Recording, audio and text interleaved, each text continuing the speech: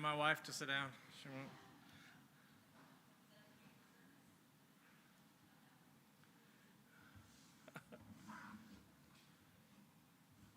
All right. Let's go ahead and get started for the evening. Ray, can I get you to lead us in a word of prayer real quick? Heavenly Father, we thank you for this time that we have set aside that we can come together and study your word. We pray that as we enter into this time of study that we can clear our hearts and our minds from our worldly cares. Father, look down upon us as a group of Christians trying to do your will, that we can better understand what is being presented to us tonight, that we might live our lives better for you. Father, be with those that are unable to be here for whatever reason. Watch over them, take care of them, keep them safe in your care. And be with our speaker tonight. We're thankful for him and his abilities to come and speak with us. We pray that you just look down upon him and keep him in your care. And Father, we thank you for all that you mean to us and your Son that died for our sins. Be with us, dear God. We pray this in Jesus' name. Amen. Okay. I'm just going to read Brandon's bio real quick, and then we'll let him have his moment here. It says, and this is, I'm reading from the Apologetics Press website. Dr. May holds a BS degree in physics from Angelo State University, as well as an MS and PhD degrees in astrophysics from the University of Alabama. He graduated, his graduate research involved studying X-ray and infrared emissions from distant galaxies and how they contribute to the large-scale radiation signature of the universe. That sounds made up, but I'm going to just go with it. Okay. While in graduate school, he served as a graduate teaching assistant in freshman and sophomore astronomy and physics labs. He also held a 3-year research fellowship through NASA's Graduate Student Researchers Program. While at Angelo State, he met his wife, who also holds a BS in physics and an MS in astrophysics. Their family includes 2 energetic daughters, and they now live and worship in Austin, Texas. And he is the assistant or general, I don't remember, one of the managers of World Video Bible School. And I know that he has put some material out there for World Video Bible School. So don't hesitate to pick that up and take it with you. And I will just say this, after all of that, I will say that Branyon has a lot of education and degrees and all that, but every time I have ever been around him or talked to him, he has just been down to earth and a wonderful spiritual man, more than he is an intellectual man, and that's something, so because he's quite the intellect. All right, Branyon, we will quit stroking your ego and let you get up and speak to us, brother. Come on.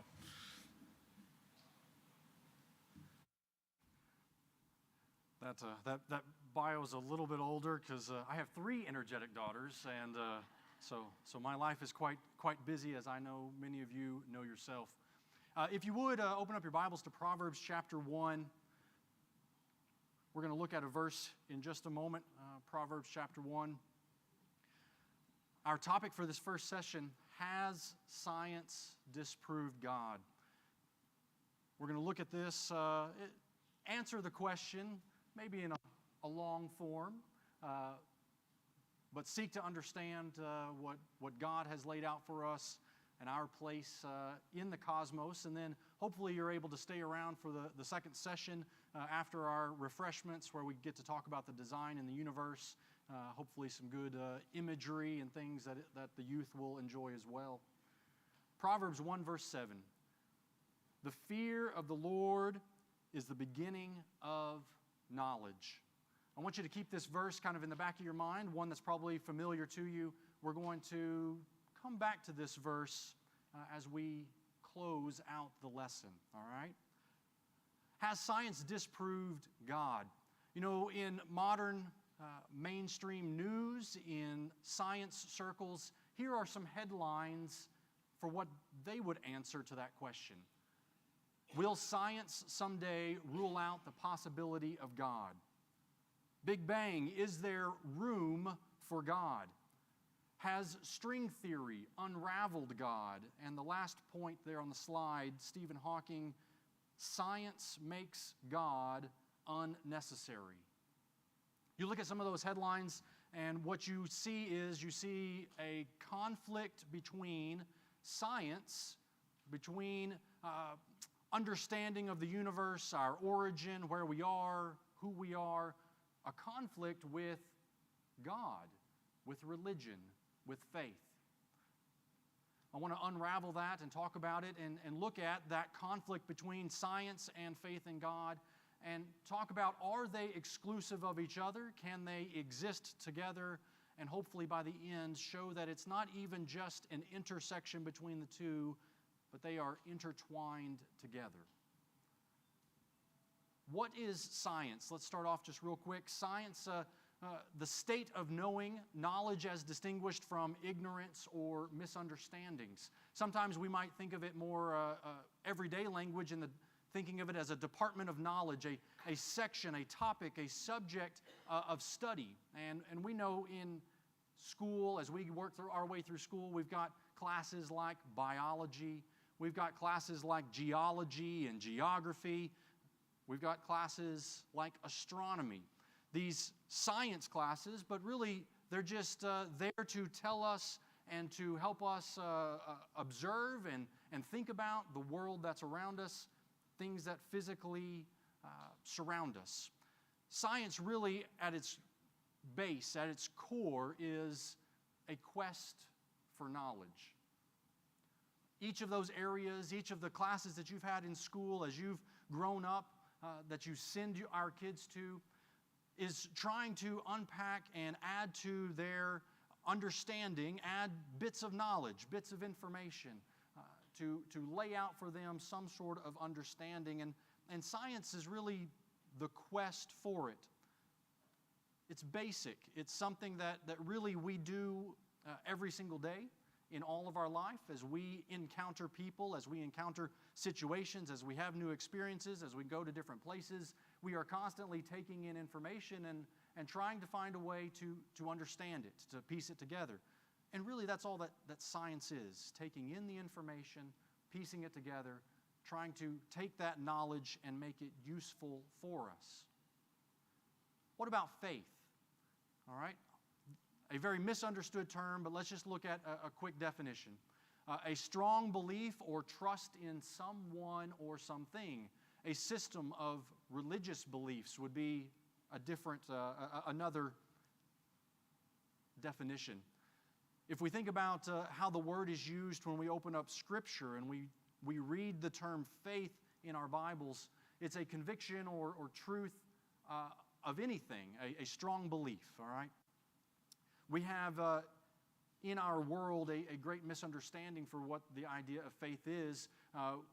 We can boil it down just for our discussion real quick tonight in belief or trust or confidence, all right? So we have science, which is this quest for knowledge. We have faith, which is belief, conviction, confidence, trusting. So at this point, I want you to stop for a moment, and I want you to think about your life, to think about who is in your life, what surrounds your life. And I want you to think of someone that you trust. Somebody in your life who is there for you, is alongside you, has walked through life, has been through the highs and the lows. Somebody that you would go to ask advice, someone that you would go to learn from, to emulate, to try to imitate what they have done. Very likely, that person in your mind, whoever it is, if you were to ask the question, do you have faith in that person? Well, the answer would absolutely. It's obvious. I trust them. I seek counsel from them. I seek advice from them. I have faith in them. Okay, you have put confidence. You have put trust. But that's not just something that we give out lightly, right? In our lives, we don't give faith in somebody. We don't put our trust or confidence in somebody lightly. We have to understand them. They have to understand us. We have to believe that we have some sort of common goal or aspect to our life, that they have our best interests at heart just as we would theirs. That's somebody who we would put faith in. That's somebody who we might say we trust in. So hold that in the back of your mind as well. We think about those headlines, and I want to point out the very bottom headline had a name, Stephen Hawking. Stephen Hawking in science circles and in popular science circles has been very well known for many decades. He has since passed away, but here is a headline, and I want to look at a couple of quotes because he has a large influence on pop culture in science. but even at the higher echelons of university and professors in fields of astronomy and cosmology, Stephen Hawking, here is something that he has said in terms of this idea of faith and science. He simply says the laws of physics can explain the universe without the need for a creator. All right, so we're talking about this idea of, is there a conflict between science and faith? Science in the Bible, science in God.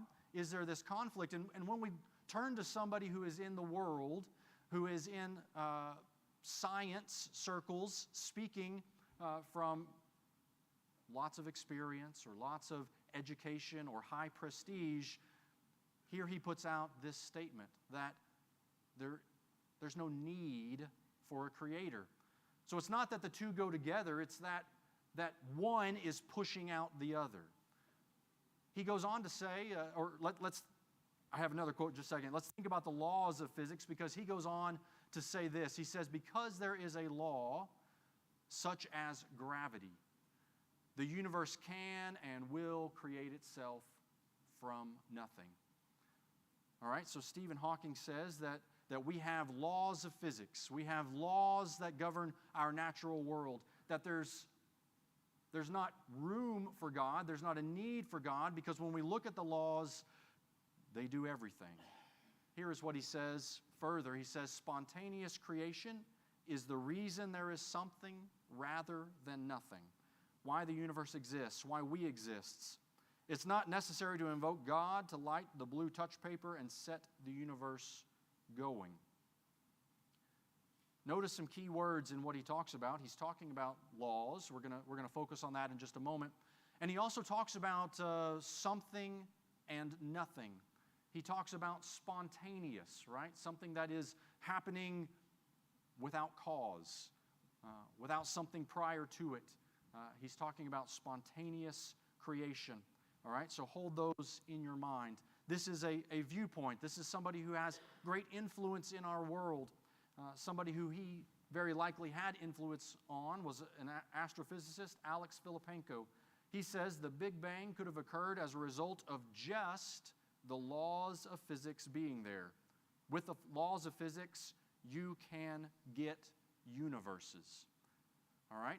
So here is this perspective that says here is science, here is our description of science, here are these laws that govern physical processes and operations in our world today.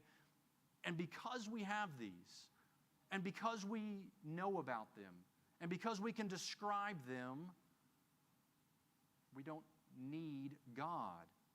That's the perspective that the world is pushing forward. When they talk about laws, what are they talking about? Well, they're talking about thermodynamics. They're talking about gravity. They're talking about the conservation of energy or matter.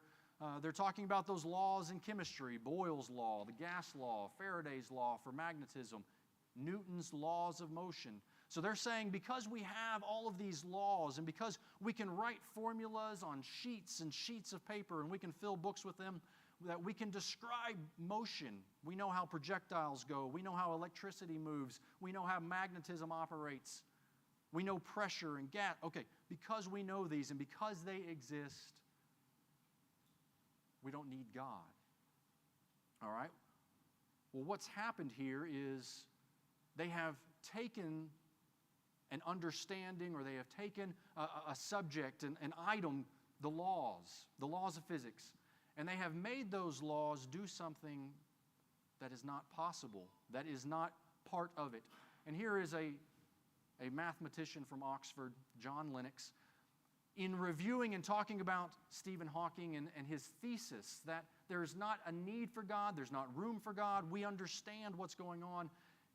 Look at what he says. He says, laws themselves do not create anything. They are merely a description of what happens under certain conditions. What Stephen Hawking, appears to have done is to confuse law with agency. You know what Hawking mentioned when he said spontaneous creation is the reason that we have something rather than nothing. What he was saying was, I don't know how it could have started. I don't have a mechanism. There's not anything before, but I have something now, and I have this law. And so because I have law and because I have matter, I must of necessity have this universe that surrounds us. And when you stop and you take a moment and you say, okay, you pull yourself out of the science and you pull yourself out of the details of that discussion and you think of the common sense approach to it. Having a law gives to us boundaries. It gives to us a pathway. But it's not the agency. It's not what is creating. It's not what is driving. And you might think about it in this way. We have roads, and we use those roads. Those roads go from point A to point B, and they traverse hills and valleys. They go around curves. But the road doesn't make your car drive. The road didn't put your car there. The road doesn't propel your car. The road doesn't necessarily keep you on it, but it shows you the boundaries. It shows you what's there. We have these laws of physics, and these laws of physics surround us. They are boundaries. They help define point A and point B. But if you take away the matter, you take away the electricity, you take away the magnetic material, you take away mass, gravity is meaningless without mass to work on. Electricity flowing through a line is meaningless apart from the law, and the law of electricity and magnetism is meaningless without those electrons flowing. And so what we have this description. We have these beautiful equations and understanding for the world around us, and they have defined boundaries for the processes that we have, but they don't create. They don't originate. They don't start. Instead, we have the question, where did the laws come from? If the original statement says, because we have laws, we must of necessity have the universe. Well, then the question is, well, laws don't generate, but even if we pull back and we say, okay, the common sense question is, where did the laws originate? Laws are meaningless without the material. That's sort of the cosmological argument, right? Where did it come from? What is the cause for our universe? We don't even have to talk about the design yet. We can just ask the existence, the mere existence of material needs an answer. The mere existence of the laws of nature. The fact that gravity operates on mass. The fact that electricity and magnetism operate on their realm. The fact that the nuclear forces, the strong and the weak, operate on the cores of atoms. What originated that existence, and then what gave it that purpose? What caused it to be orderly and to have certain magnitudes? And then the final point up there, why separate into distinct laws, how they are balanced and they are fine-tuned together. You see, laws are like roads. They give us these boundaries. But we need the material on them to make sense of point A and point B being significant, for our flow on it, for our purpose on it. So to answer and to think about what Stephen Hawking and what Alex Filippenko, what they had said, is the fact that you're confusing our description of the universe with the processes and the origin and the flow and the design and the agency that ultimately would cause all of it to come into existence. But you see, they understand that that's a huge problem. And in those quotes, they came from large bodies of work, all right, books. So we're pulling them not out of context, but we're pulling them in this little concise, succinct saying that the thesis of their argument is misappropriated, okay? But they understand this. And that's why in circles, all right, that they have to bring about other ideas. And so I want to throw just this second idea out to you before we move into maybe something a little bit more familiar, good for us. We have this idea that they will put out that says, okay, how did our universe get here? How can science try in some way to describe itself completely without the necessity of a first cause and an originator and a creator? And so they have this idea of quantum fluctuations. Here's a quote: "The universe is probably the result of a random quantum fluctuation in a spaceless, timeless void." If you want to do away with God, if you want to do away with an omnipotent, omniscient creator to our entire universe, this is the answer that you come up with, right? An answer that says, well, it probably randomly happened in a spaceless, timeless void. What is that, right? Okay, you have basically defined all the negatives in the scenario: without time, without space, without process or order. Quantum fluctuations, just that term is something that does exist. Here is Stephen Hawking saying, we are the product of quantum fluctuations. Okay, so this is something that our children, our youth, as you go through school, this is the modern day approach, okay, to where did we come from, that answer. Quantum fluctuations, okay?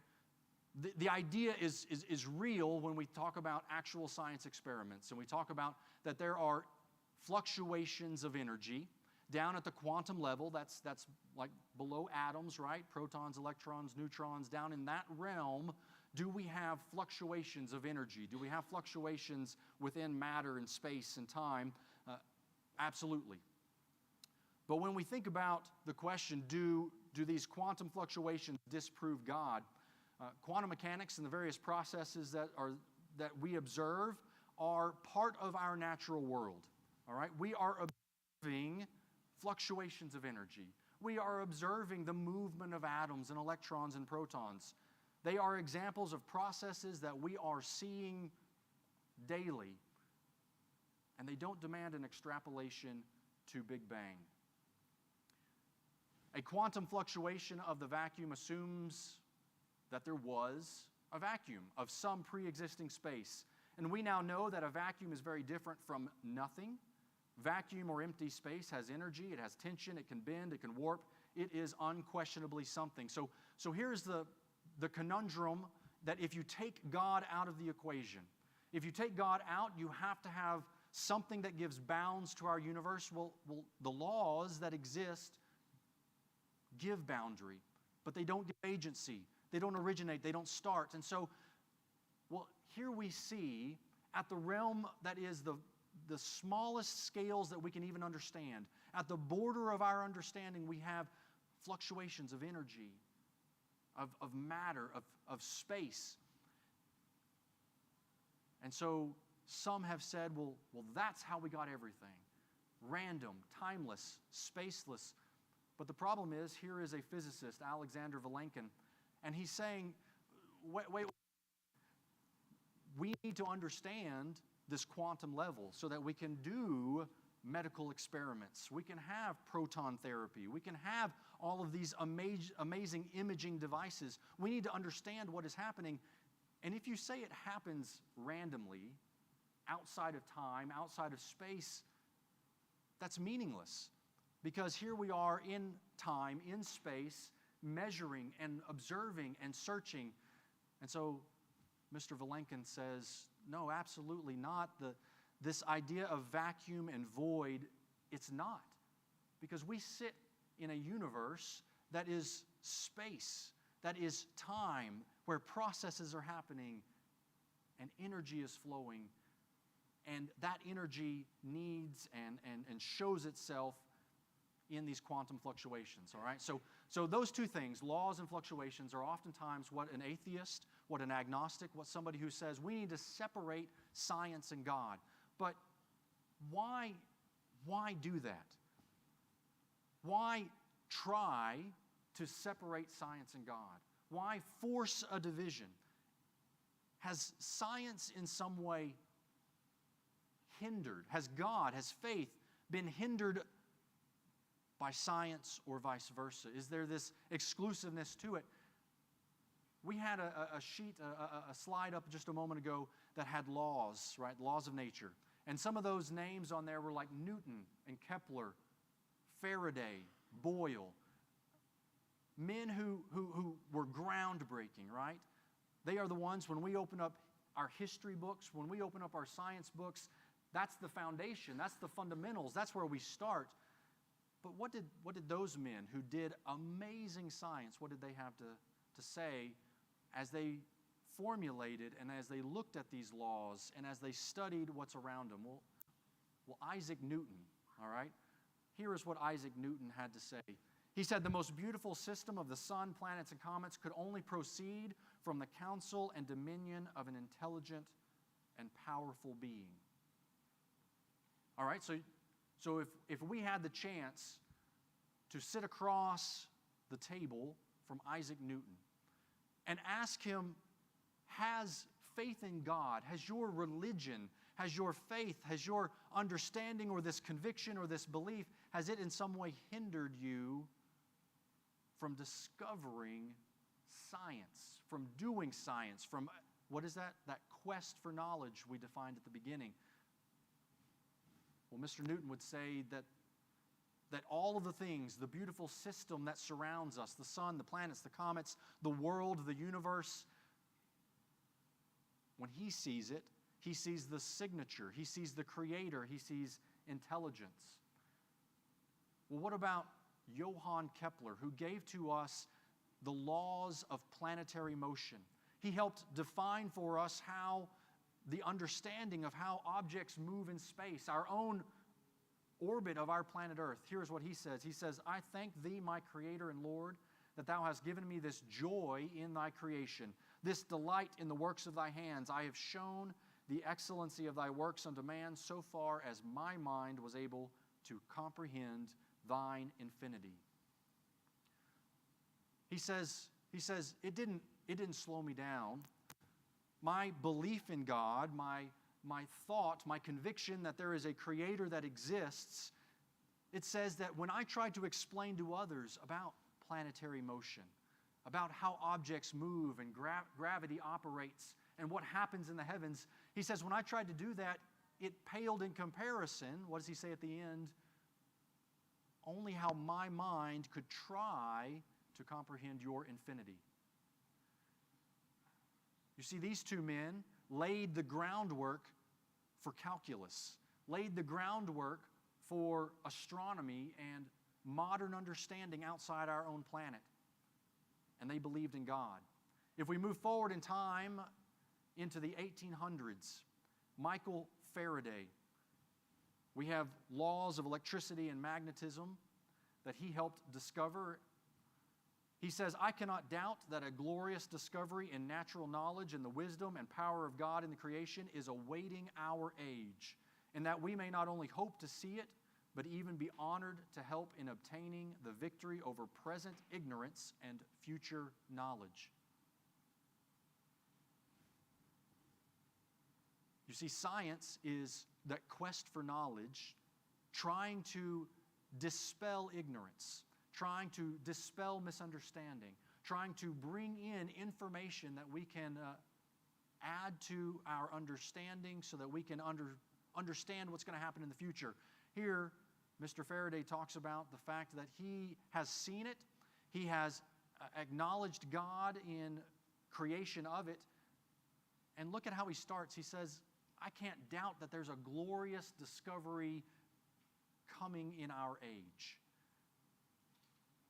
So if we sat across the table from Mr. Faraday and asked, when you go into the laboratory and you're performing these experiments, has the fact that you gathered with people who studied out of the Bible on Sunday, has that in some way hindered you from doing science?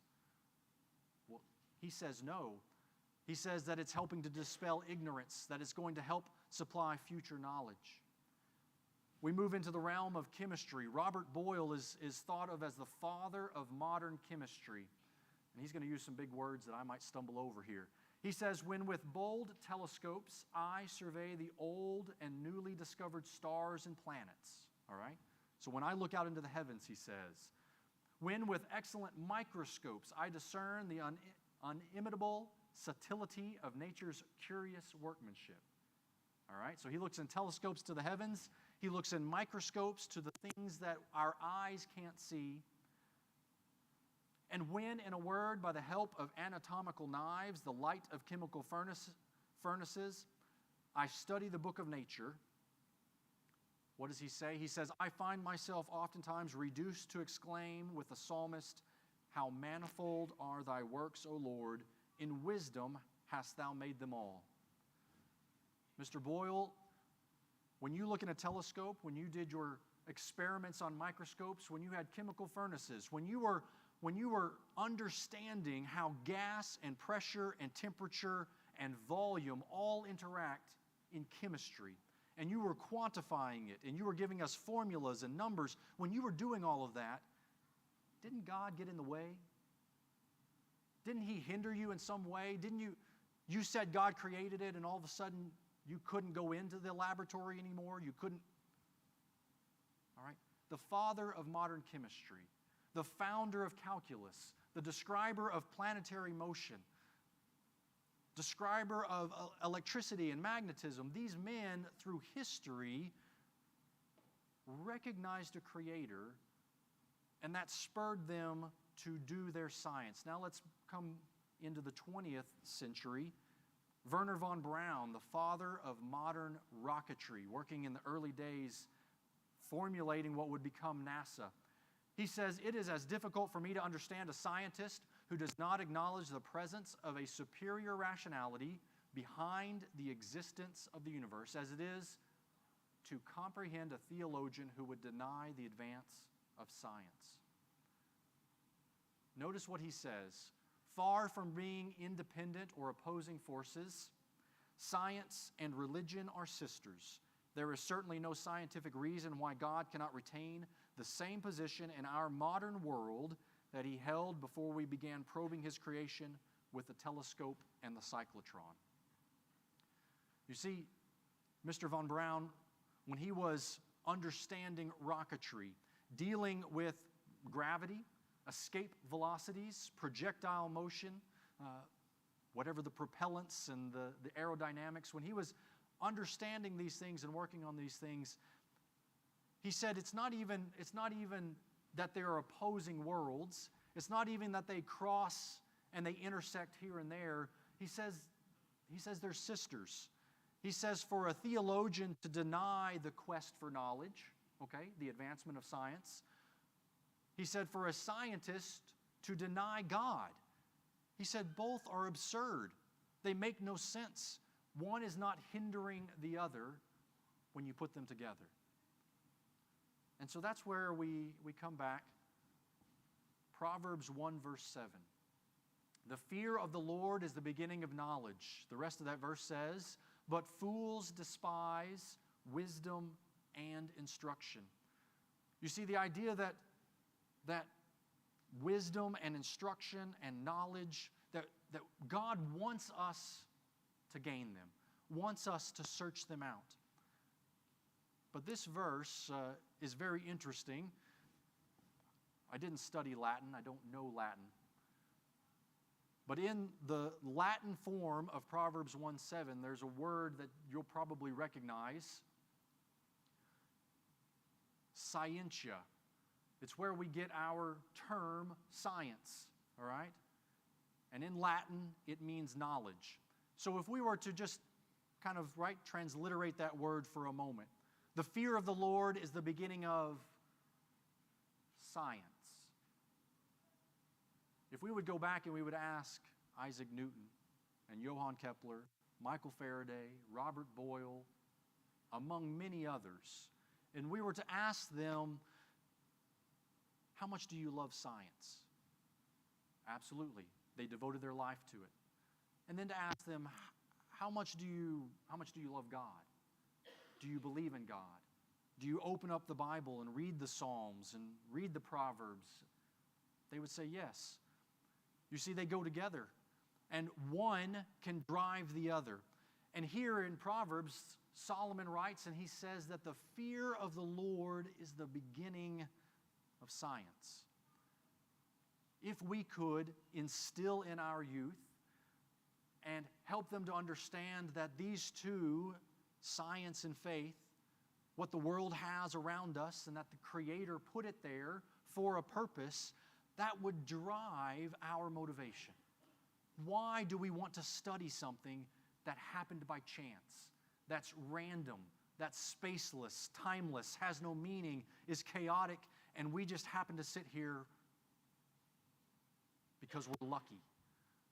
That doesn't motivate us. That confuses us.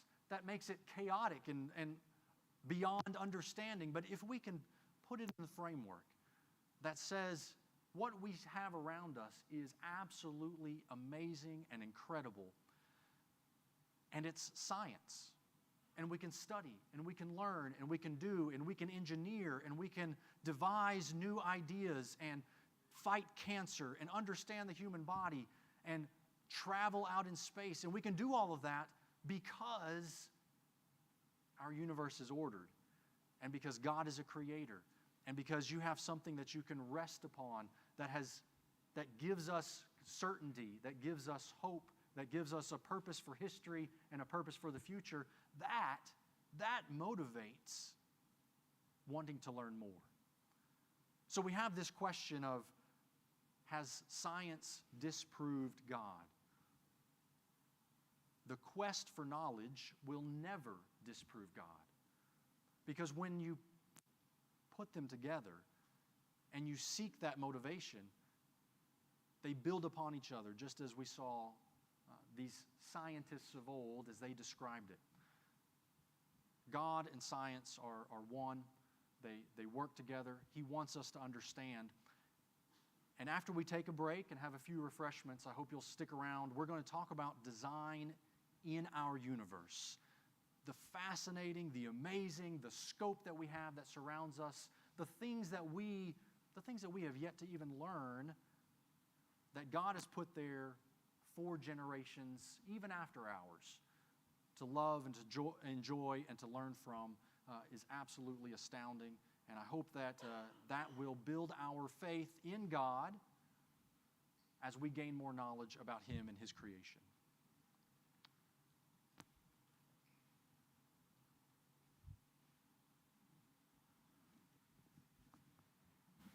I hate to say I told you so, but I told you so. Okay.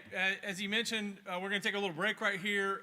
Ray got up this morning at 4:30 and started hand grinding every bean for coffee for you tonight, and has taken great pains to bring you the finest coffee known to man. And so it's available back there. Also, there are cookies of various sizes and shapes that you are welcome to. And if you want to talk to him about X-rays and infrared emissions in distant galaxies and how they contribute to large-scale radiation signatures in our universe, he's there for that as well. You can, but might just want to get to know him first. So, all right, we'll take a break, and we'll aim for about 8 o'clock or so to come back in here. Thanks, guys.